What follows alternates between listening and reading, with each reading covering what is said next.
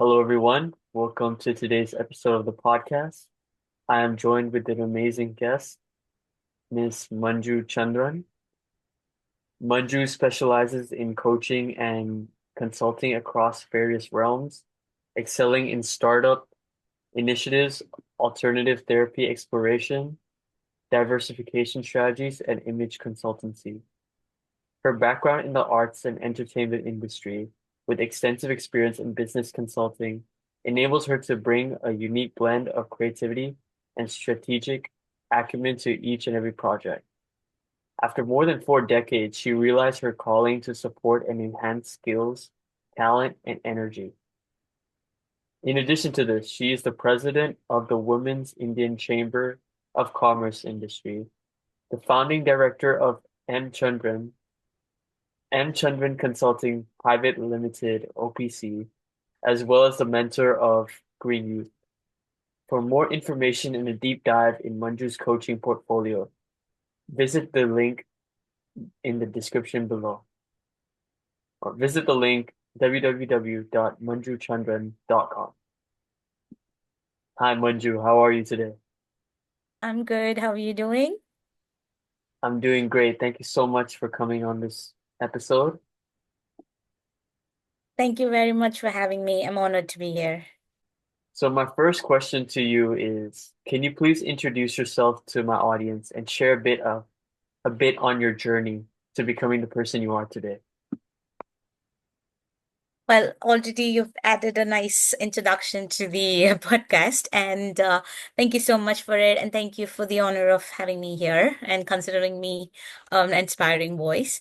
Manju Chandran, as you've heard, been in the industry for over 2.5 decades.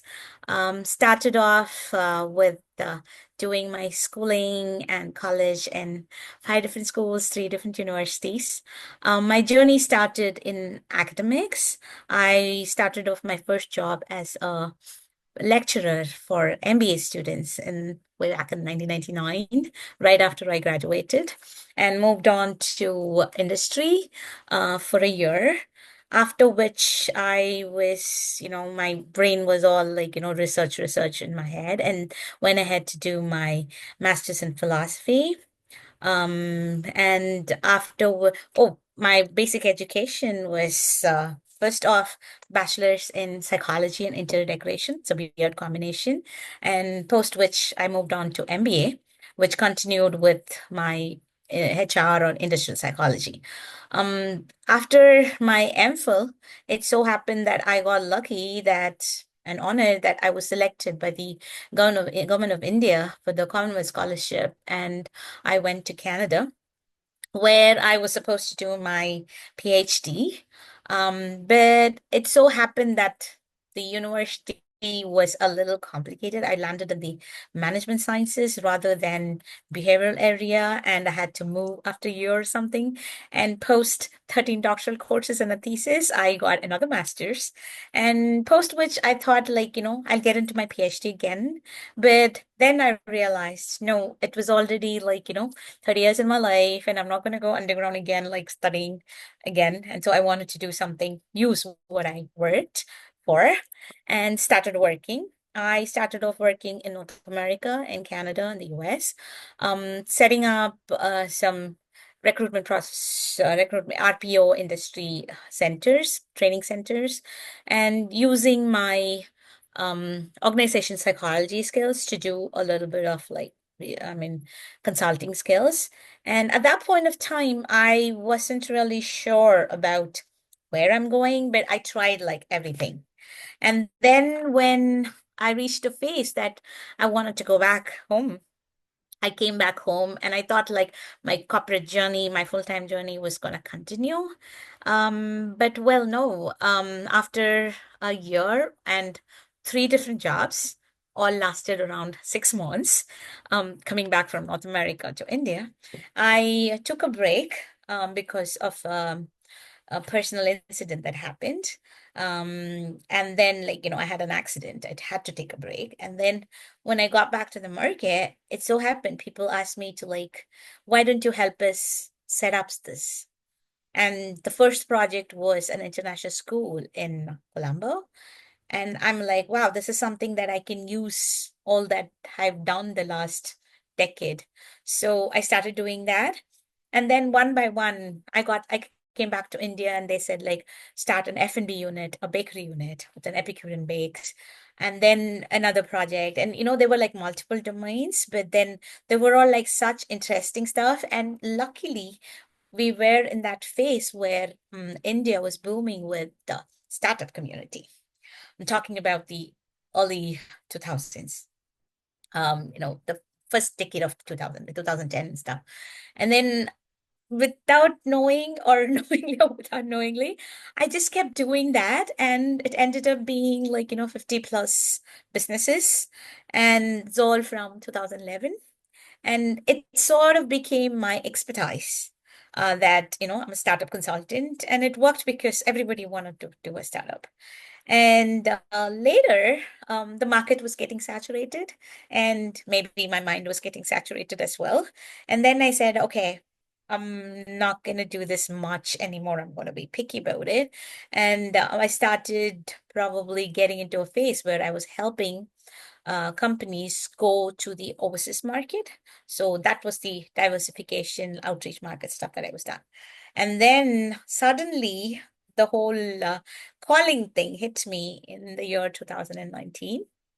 I'm an artist basically. I started dancing when I was like put on stage when I was like 3 years old, trained in classical dancing in most forms of like Indian classical, folklore, and then like ballet was quite a few things. And I worked with a lot of artists, represented India globally.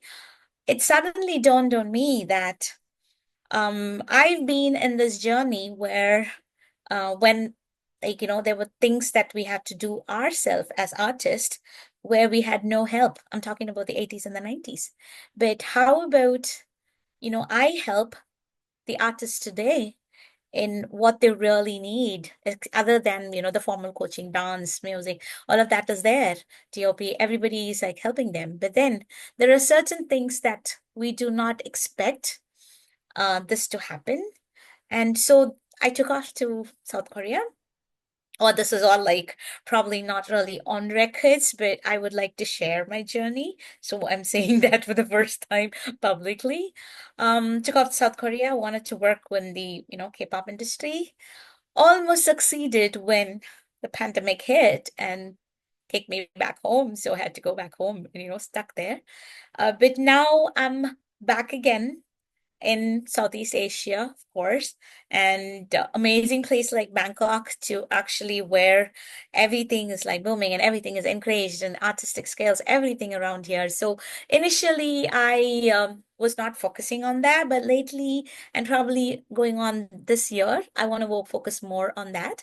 And whatever I've done so far, trying to set up probably like 80 plus, it's crossing right now, but that's been like an amazing journey, which sometimes had to do with things I've studied, sometimes, most of the times, have to do with things I've learned from the market.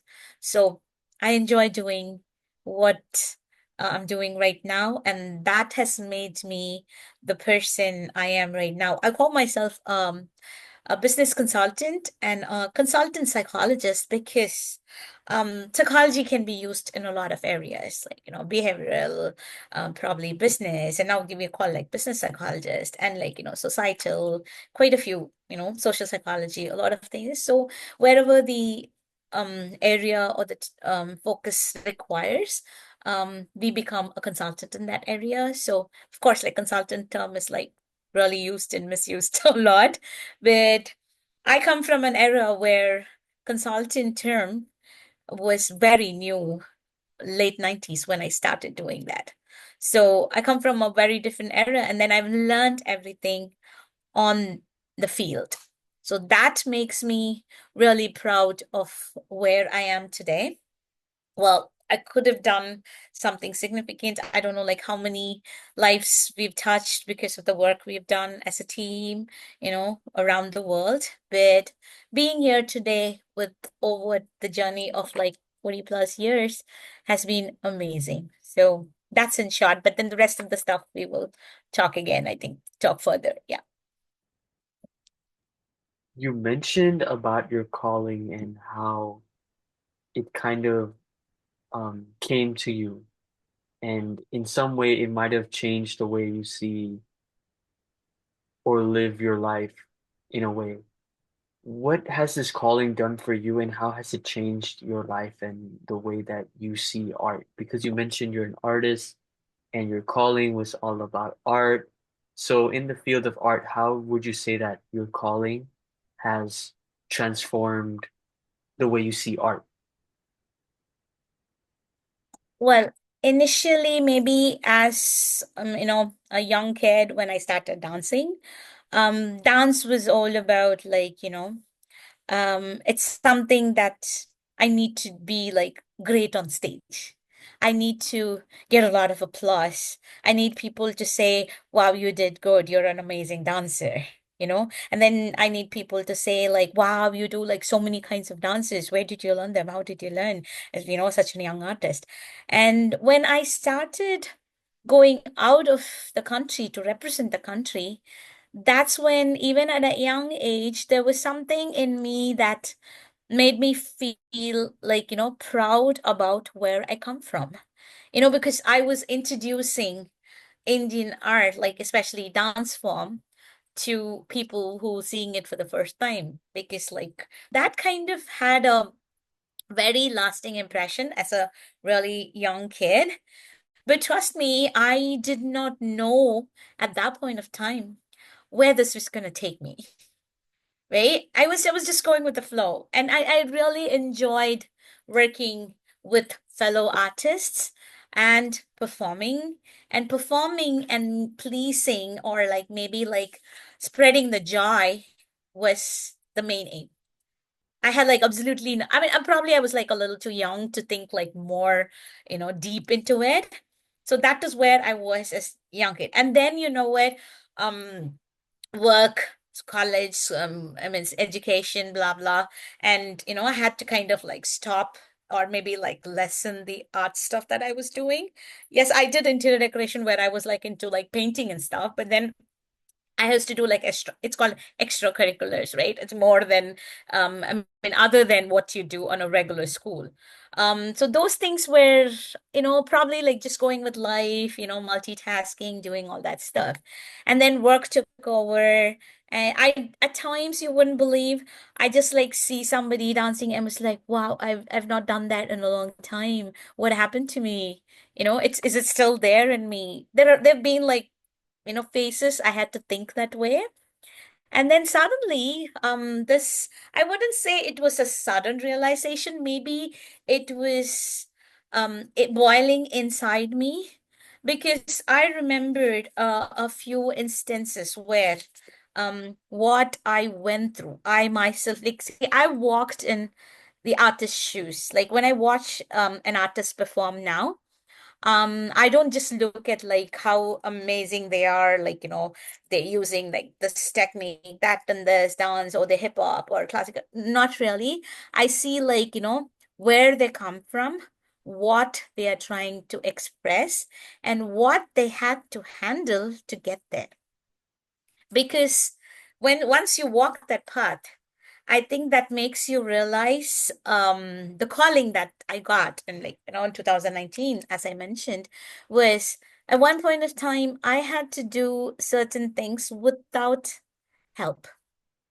I was like so stressed that I'm on the stage performing the role of like Durga, which is like, an Indian goddess, with my hair down, and I'm trying to kill the evil guy. And then at the back of my head, I'm thinking, whoa, was the background poster changed or not? I probably like, somewhere else. I should be on the top of the hill where the fire from the volcano is going out, and, the whole energy thing. But thinking about that and performing was, trust me, so much stress. And I was probably like in my 20s, and then, we had to do everything. But these days, I'm not like really envious of the artists these days. Everything is taken care of. the DOP, the stage, your dance director is there, your costume director is there, your makeup guy, everything was like, the theme, blah, blah. Then you have to just focus on your art. But, but the reason this is where the thing is like, there are certain things all these don't cover. I can tell you a small example, but I'm not taking names because I want to keep that confidential. I worked with a team that went for an international competition, and we were training for like 6 months because it's an international first time, big competition, hip hop and world level and all that. And then suddenly, 6 months later, we are in, foreign country, and then they're performing. There are these seven artists, and all of a sudden, um, the captain couldn't move. It was the last stage or the last performance, and he couldn't move. And suddenly they're like, the coach, this person can't perform right now. And then I'm looking at the day, but there's like 7 minutes, 8 minutes, like they're counting down. You know, when it comes to a situation like that, we don't know, like we do not have like a ready-made fix to it. You had to like try everything. First of all, I had to think about, oh, because I know who the artist is. I worked with him for like 6 months. I was like, what's going on his mind? What is actually like, making him do that? Why is he not able to move? And, what can I do to help him? So at this point of time, well, I would not brag that, I was the only one that could do it. Anybody could have done it. Like a friend could have done it, a parent could have done it. Or all I had to do is try to calm him down. And there is this parasympathetic nerve, which I think like my alternate therapy kind of like helped me. I had to like help him with that, and it kind of brought his cortisol level down, and he calmed down. And then right when they said the team was ready to go on stage, he was ready to go on stage. Well, I was surprised myself because we really had no answer for such an a circumstance. So that is when I thought, you know, actually me being there was lucky for me. I'm glad that, I was there to like help them. It was like, okay, they went ahead and won the second prize, the first runner-up, which we're really proud of. First time in the country won that. But this is where I thought like, oh, I am able to help because have been in their shoes. There are certain times I was so stressed, and certain times, like, there are people that helped me. Like, probably, like, my mom came and spoke to me, my dance teacher came, my guru came and spoke to me, my fellow artist came and spoke to me. And, they said, like, oh, calm down, drink some water, you okay? Have a, maybe your sugar level is down, have a candy. They did all those things. But when this happened is when I realized that, this one thing that helps you to move on, that is something which is not there in any solution book. There's like no ready-made solution to it. So it's like more or less, I realized, yes. So what, artists are spreading so much joy. I mean, there are fans, there are like so much fan bases. Why? The artists give them so much joy. When they are spreading so much joy to the world, there should be somebody to like help them behind the scenes. Well, I wouldn't say like, I'm Mother Teresa or something, but I felt that calling then. That one incident maybe helped me realize, oh, I should keep doing this. I should keep, and I'm lucky that I got a chance to. And now after a long time, after moving base to Thailand, I feel like, I can get back to the industry where I can help artists. Well, it might take me a little bit of time, and probably this message would help me reach out. But then it's all about helping the people who because you've been in their shoes before, and there's something that we can give to them and they can take from us, which there is no book or solutions for it. So if I've not made it like too complicated, so that is the exact realization. And as you asked me, like where that has brought me, and I've been on stage all my life. And even now, put me on stage, I do. But then, I don't know, like I wanted to tell you at the beginning of the podcast itself, I have slowly stopped talking about myself and listening to what the person that I'm talking to wants and contributing in that area. That is sort of like, probably like I'm being selfish because that's giving me a lot of satisfaction, but that is something I enjoy doing. And I'm surprised with myself how my personality has changed. Because as I told you, as a youngster, I was like, topper, perform, get prizes. I was there. I want like everybody to praise me. I'm an amazing dancer, I'm an amazing performer. But slowly that changed. I mean, put me on stage, I would be able to like, perform maybe a tiny thing, like whatever I can right now. But helping them and seeing them shine on stage, has changed myself. Maybe with age, majority, and experience, but that has somehow made me a very different person, which I amaze myself. Many times I amaze myself. And that is where I am right now. So long story short, that has brought me to a place where I'm starting to like myself more for what I'm doing. So that I think is, I would say, like, what I've been helping people with as a psychologist, that I think is a personal achievement, a landmark that I've reached by myself, which I would recommend for everybody. That's amazing. Yeah. I think that's fascinating. I really appreciate your deep insight and detailed journey of how this all came about and your calling. And it's amazing that you said, like just now, that you're starting to like yourself. And I think as humans, we need to pursue what makes us happy and what makes us feel happy as a person with who we are. And you mentioned Yeah. a lot in the podcast that you're doing so many things, you are balancing so many things at the same time. You're an artist, and like I mentioned in the introduction, you're also doing many other things. So my question to you is, how have you been able to achieve balance in everything that you do? And were there any challenges you faced when you initially started all of these things and had to learn how to balance them all? Well, as when I mean it's funny, or it's like a coincidence that my first research topic in MPhil happened to be work-life balance. I really don't know how I picked that, but I would say unconsciously, I mean, I would say the earlier part of my life, I've been like a jack of all. I want to try this, I want to try that. And, people would ask, like, what have you not done? I'm like, I've tried everything, whatever I can. But unconsciously, inside me, I think something kept telling me, you have to balance it, or you're gonna get like exhausted or, overworked.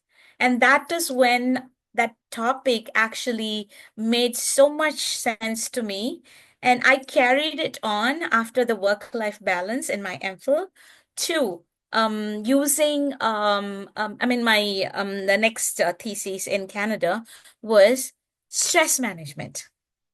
Stress management using an occupational network list that we had. So I really don't know how I got there. Trust me, like, me and my professor were like talking about it and we got there. And he's like, why do you really, he asked me this question though, I still remember, why are you so into this work-life balance and stress? I'm like, that is, and these days people are talking about stress. Okay. 20 years ago, I mean, how many stress studies were there? I mean, I would say like probably like one-fourth of what we have now. But these days, because people like what are that burnouts and all these things coming up, people focusing on mental health, and that is why all of that. But then this is something I think I realized like early in life. And because I've done these research, and where people would say, like, sometimes, like, once I did this whole big talk, like I did a presentation of one of my studies, and this one professor, he was a really old guy, like probably 60 plus, whatever, and he said, like, young lady, how much of it do you actually practice? When he actually asked that, I was like, whoa, what? What did he do? What? And then, you know what? I went back and, at that point of time, I was able to, like, justify my work just on stage. But when I did go back home, I really thought, yeah, I've been doing so much research on this. And I'm like, what is the basic purpose of me doing this research? Okay, to help people. But then shouldn't I be practicing that? I slowly took in small parts of it and imbibed it in my life. I can say like one more example, because I am a very if I start something, I'm a very consistent person. They say like the 21 days. I do the entire 21 days writing down or manifesting or, working on yourself. I would not leave a day. I told you, like, I love writing journals. I used to do that, a lot of that. But then at this point of time is when I thought, okay, being consistent and following small bits of things, not really like, I have a strategy, I'm just going to stick by the strategy. No, do something that works for you. For example, I started yoga when I was probably like 8 or so. But then yoga is not 1 hour in the gym, or like 1 hour on your mat, or in the garden, or in the park. Yoga happens to be a lifestyle. So starting from the breathing to the small things that you do, the posture. Okay, like now I'm doing this. No, no, no, no, relax. I consciously need to tell to myself, put your shoulder down. Don't stress your back, because it's gonna, if you sit for hours. Slowly, slowly, slowly, I started practicing that in my, daily life. And then whenever I can, I was lucky, people let me help them. I should thank all these people that actually said, like, hey, tell me something that would help me here. I'm like, did you try this? Did you want to try this? Because trust me, I had like theories. Did I know it'll actually work? No, unless somebody starts doing it, right? So I was like, you know what? I've done something like this. You might want to try it too. So this kind of like slowly, but then again, there were phases where, as you said, like challenges. Yes. Few times I was like too stressed. I'm traveling and I'm like, this commitment, that, and I'm like, oh, did I take too much on my plate? Slowly I learned to say no to certain things. Oh, I want to do everything. I'm a very like ambitious person, not really greedy, but ambitious. I want to do, like, yeah, why would I let the chance go? Why would I? No, but then at times you have to prioritize what actually you need in life at that point of time. That will help you with balance. But then I've not been like 100% successful all the time. There's always this 10, 20%. And then one more thing to accept is it's okay to fail. It's okay to let go of certain things which doesn't work. Like I said, I've tried so many things. Some of them I really like suck. I can't really do it, right? I'm like, okay, I'm not good at that. Probably like bowling, I can't do. Forget it. So I shouldn't be like good in everything. So I started accepting what I can't do and I have to let go.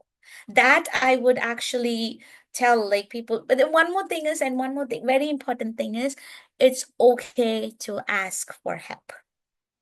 I was this, trust me, I didn't practice that at the beginning. I'm like, no, how can I go and ask somebody for help?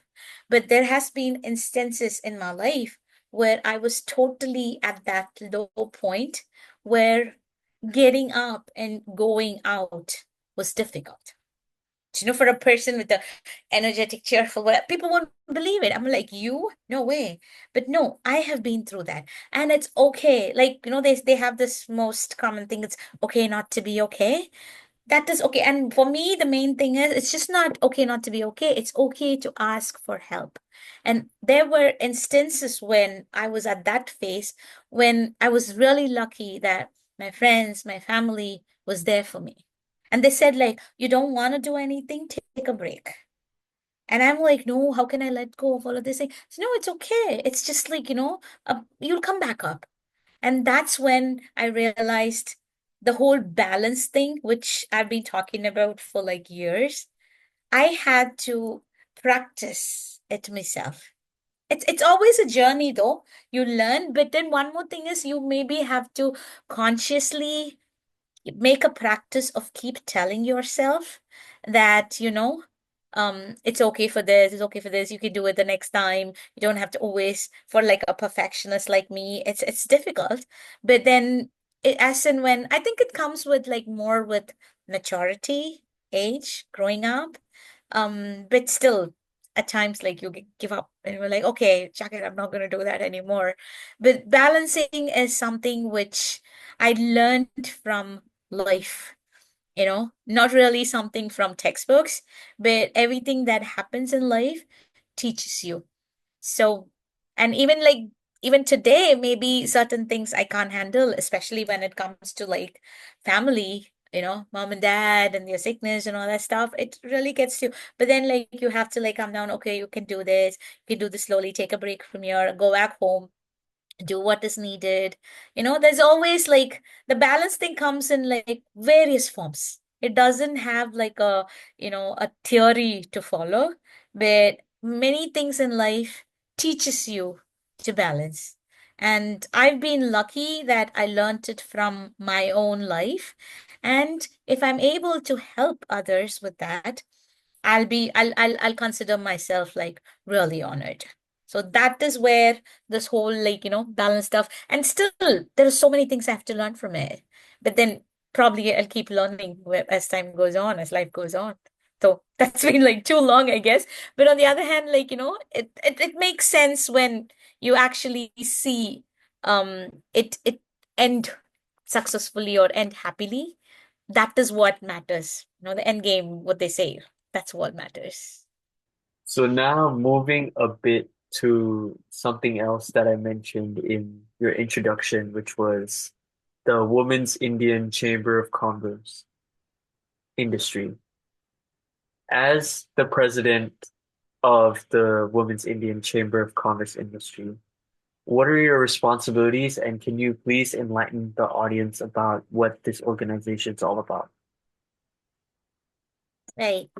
WICCI, as you said, the Women's Indian Chamber of Commerce and Industry was started around 4 years ago, and it is there in more than 45 countries right now, and most of the states in India as well, which is more focused on women helping women. I've been connected with these people for a while, but then I did not want to take up any position when they actually approached me earlier.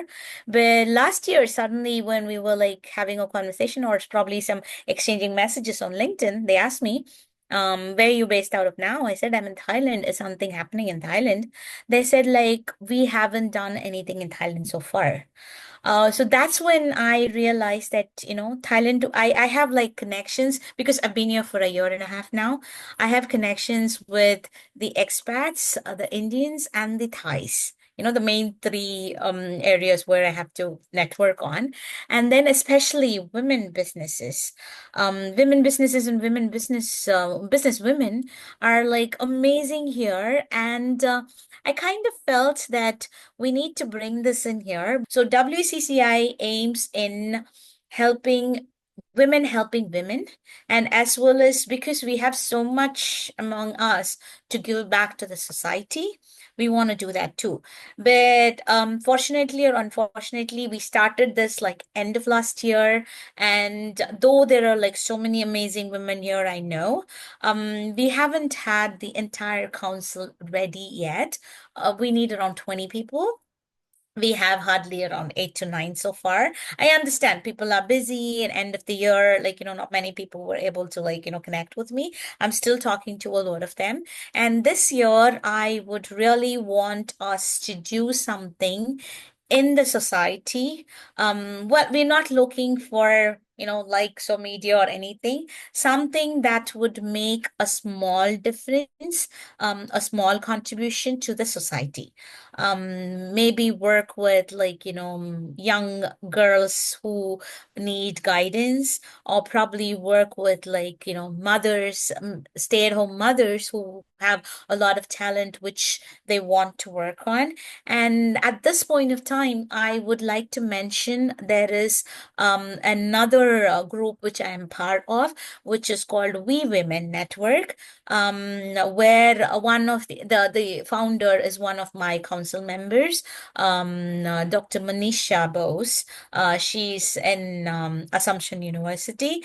She supported me like so much because her basic aim of starting the We Women Network was similar to what WCCI also wants to do. So if anybody's like, listening to this is interested in really making a difference with it's all like voluntary. And all you have to do is, like, in the time that you have, come up with something in your expertise area and suggest this to the group, which we can implement in the society. Like, small programs, maybe like training programs for like girl kids, or like, tiny kids which are like really aspiring, maybe in college, and, stay-at-home moms who have like brilliant business ideas, but they're not able to do it. And then maybe in the society, I would also like to associate with us with a lot of like other organizations. But then there is something that it's all about giving back, in the making time to give back to the society.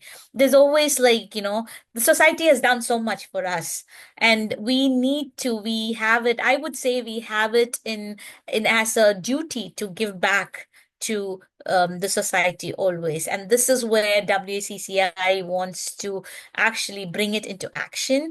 And I would be glad with any support and anybody volunteering to, because it's absolutely volunteering. You need to make a little bit of extra time. Instead of like me taking a nap, I would sit down and work on a proposal. So that is all we need, put in a little bit of like a time. And I would really, really welcome such kind souls to join us. So I would use this platform to actually ask spirits around who would want to join us to make this a better journey. And thank you for giving me this opportunity to voice it here. I really appreciate it. Absolutely, no worries. I think, I'm glad that you came on this platform. Right. If anyone listening to this has heard what Manju said about WICCI, then please do look into that. I'll put information in the description below, and I hope that you're able to be part of WICCI. And so, on the topic of WICCI, you mentioned a little bit about it, and you went into quite good detail of WICCI. But one thing that I'm curious to ask about is the vision. Mhm. So, when you look forward into the future, what vision do you have for the WICCI in the coming years? Well, it's one thing is, like, I would be glad if more and more women join this, to be a part of it, to do their own part. And spreading more awareness. It's not about really being in a committee or a council or anything like that, but more or less, like, you yourself realizing how much you have to give back.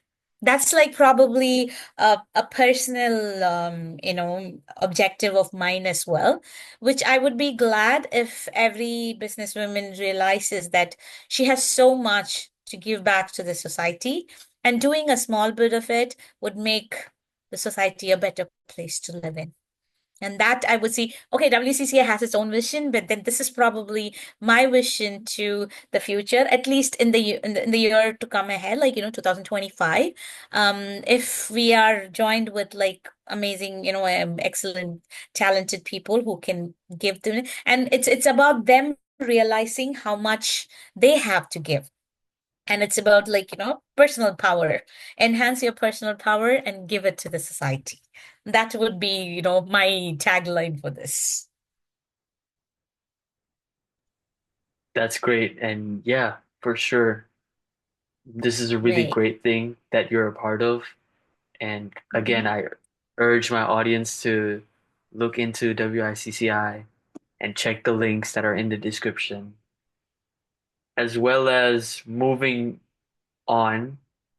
I would like to mention about, so we talked about WICCI, we talked about your calling, art, and we delved into so many things in this podcast.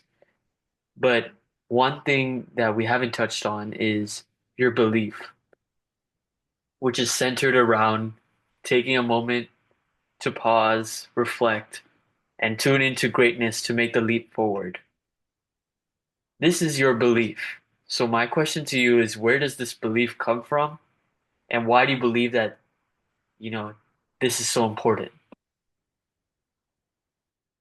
When I was talking about my calling, or before that, like my journey, I did mention I had a small break, where due to personal reason, which I had to, take a break and then go ahead because I met with a really, I mean, I've not shared this much, like except friends that say know me. I had a really fatal accident which almost killed me. Broke 7 ribs in an arm, and the entire right side of my face was jammed. And this was around 15 years ago. After which I actually got into full-time counseling, I mean consulting.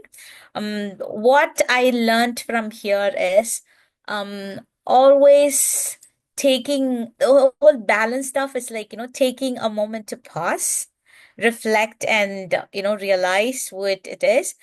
If you don't do it, trust me, life will make you do it. And that is what happened to me. I was just like going around doing my thing, not really bothered about all this stuff. And probably I thought at that point of time, it's the universe's or the, God's way of making me, okay, take a break, sit down, think, reflect on what's happening. I would not have done it if that 6 months recovery period was not like forced on me. Okay, I was angry. I mean, like, why did I have to go through this? And, why did God put me through this? Yeah, I had like all the whining moments, cursing moments, all that stuff. But once this was over, and probably like, now when I look back, last December, I was just talking to somebody, and it happened to be the anniversary of my rebirth. I was almost like reborn. And then I said, like, oh, it's a surprise. I mean, it's a coincidence, surprising coincidence that, this is the day it happened. And he was like really surprised. He asked me like, what happened? And I explained to him. And then he's like, it's okay if you're not okay talking about it. But like, no, no, no, no. I do want to talk about it because this is what like makes me realize universe or the God Almighty, whoever like whatever like I believe in, made me take a pause, and to reflect. And at that point of time is when I said, like, oh, come on. When did I become an expert in starting stuff from scratch? I didn't mean to, but all the, projects that I got on my, full-time work asked me to do this. And now unknowingly, I've become an expert in that. You put me in any part of the world and, tell me like set this up. I've been able to like do it. Then I'm like, oh, then one more thing is like people started have asked me when I had like, talks to professionals, they asked me, how did you become this consultant, business consultant or a startup consultant? I was like, I didn't intend to. My journey made brought me here. And they're like, when did you realize? When I had to take a break. So Otherwise, I would have just been doing stuff. That's what I realize now. I would have just been doing stuff what I was doing without like probably not knowing what I'm doing. And when the break happened and I took a moment, I was forced to take a moment to reflect on it. I'm like, whoa, this is what I'm good at. So why don't I help people do it? And then on the other hand, like, now where I am, it is something like after the second break, and I'm like here right now, I'm like, okay, I've done enough of startups. 80 plus is like enough. But then now probably because I happen to be in a really buzzing Southeast Asian market, which is like, a good place for startups. But people from one country going to another geographical area, businesses from one country, because like businesses in India have a lot of like demand, probably in Thailand or Korea or like Middle East or, you know, um, Europe, anywhere. So I started off with this with an association with a European partner. Oh, it happens to be his birthday today. I think he's turned 65. Harry Boss, who we started from Netherlands. We did Hamara Bridge, which means connecting the two continents, Europe and Asia, starting with Netherlands and India. And then that was because he came up with this proposal like 10 years ago, where he was like really excited about the Indian and the Chinese market who he had like worked with. And the next one happened when I got this connection way back, probably 2018, from Africa. A Kenyan partner came back and he said, oh, there's so many things that, we want from Asia and Asia can like, take from us. Why don't we do this like bridging the gap? So we started something called Africia, which is again African Asian Connect, where we started off from India, Kenya. And now where I am, I'm in Southeast Asia, not too far away from India, but there are a lot of Indian businesses that have a huge market demand here. They need associates, they need distributors, they need collaborators, like, so many things. But on the other hand, okay, they don't know the market. They don't know the language. They don't know how it works here. So because I'm living here right now, I feel really like what to say, like entitled and like honored to help these businesses. So that is where this whole like where I come from and where I am right now makes sense to me. So that kind of makes me feel that I'm doing something which which is like useful. And it's all about the thing that happened to me 15 years ago. It's because I realized that and I've slowly started growing. And now I would say, like, I'm helping businesses, mature businesses go to international market, overseas market reach out. That means I have also matured to that level, that I can help them out. So it's all started at that point, like around 15 years ago, when I was able to do that entire reflecting. And well, that is like what is like so important, and that's my core belief right now. That and it has given me a validation that what I'm doing right now makes sense. That I think like being in this part of my journey, 40 years and 25 years in the market, which actually makes sense. Forget about like how much money I've made or whatever, but satisfaction when it comes to, I feel like I'm doing something right. And that is because I realized that at the moment where I had to take a pause. So, connecting the dots, everything is connecting right now, and it makes more sense. Yeah, absolutely. I think it all connects, like you said, and it was great to Right. hear how, you mentioned each and everything that kind of connected it all together, and you were able to sum up how it you it was kind of like it was meant to happen sort of thing. Yes. So the journey was bringing me here. So unknowingly, I was taking the path down. treading the path and doing what I was doing. And when it brought me here, I think that's where it's like sometimes you don't know why things are happening, but one fine day, it makes sense. So that's probably your eureka moment, right? So I'm maybe at that stage in life, and I'm glad with the accomplishment, pat myself, and of course, like, be grateful for all the people, the resources, and everything that helped me get here. Family, friends, colleagues, teams, everything around the world. I think that's a great way to steer towards the end of this podcast episode. Thank you so much for being here. Before we conclude this episode, I do have one question that I'd like to ask, which is if you could voice one unique message to the world, what would it be? Well, I have this on three areas. First one would be the business area. Never late to start. You know, if you have something that you're passionate about, which you've been wanting to do, um, it's never late to start. You'll be like 10, 20, 30, 40, or 50. You can always start. And what comes ahead would be an amazing journey.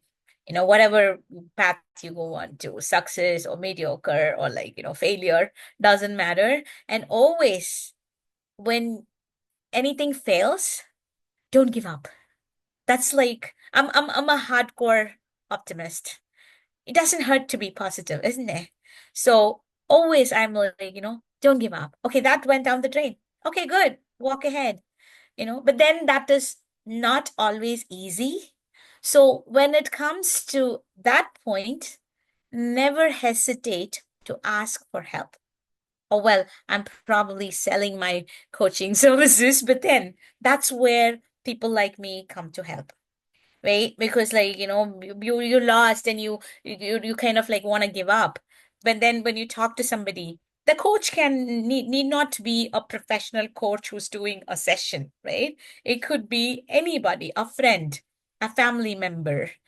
Sometimes I remember a client of mine telling me, when I almost gave up, my 10-year-old daughter came and spoke to me one day. She asked me, Dad, why are you so sad? Said, like, Baba, this is not working. Then she said something like, so are you just gonna give it up? Chuck that. Try. You have like so many ideas. Try another one. And he says, like, when my daughter said that to me, it was almost like, a rebirth for him. So the coaching, or like the entire like inspiration or the support can come from anywhere. So that is, and you look at, like, somebody, a person meeting you in a bus stop can give you a word of advice or a suggestion, which would give you an entire big idea. So that is like on the business side. And on the personal side, I've always been a hardcore optimist, and I believe in spreading love. And I told you about my whole story about, like, my smile. And we live in a land of smiles, don't we? So I'm lucky, and I'm glad I'm here, because I always believe smiling for yourself is the first part. Like, when you smile from within, you reach a lot more people, and they smile back. So doesn't that make the world a nice place to be in? Course, like, it's tough living in this world, but somebody smiling at you in the morning when you're like so stressed, I have to go to work, I have to finish this, then somebody smiles at you. Wouldn't you like stop and smile back at them? And wouldn't that feel nice? So that is something I would like to tell any human being, be it business, life. I mean, as a therapist, as a counselor or a psychologist, I would say that. And I've seen in artists, because that's like one of my major areas. In that area, I would say, um, it is never too late to start, and then accepting failure accepting criticism and this whole online stuff that is happening right now, that is the most important part or most important challenge you will face. If you're ready for it, there is no limits to your success. So I've seen that in my clients, I've seen that with artists I work with, I've seen that in myself. And probably that's the whole essence of, spreading joy. So when you're there to do something, when you're there to spread light, joy, happiness, don't stop. And do not expect anything in return. It's difficult, but then it makes sense when one fine day we're like, well, I'm glad I did that. So those are the three areas which I would like to cover from my humble experience of working on this planet Earth for 45 plus years. So I'm glad that I got a chance to actually share this. And I would be glad if it reaches even one person and brings a small difference or makes a difference in their life. I'll be more than happy. Thank you so much for coming once again. It was a pleasure having you on. I'm sure that my audience definitely enjoyed this episode, and I hope, like I keep mentioning, that they check out not only WICCI, but everything that you're doing, and hopefully they get inspired from this to want to maybe reach out to you or be a part of WICCI. So, again, thank you so much for coming. And to everyone who's watching this, thank you so much for listening to the end of this episode. I hope you enjoyed. If you're new, please don't forget to like, subscribe, and share this video. Thank you so much, everyone, and I'll see you all for the next episode. Goodbye.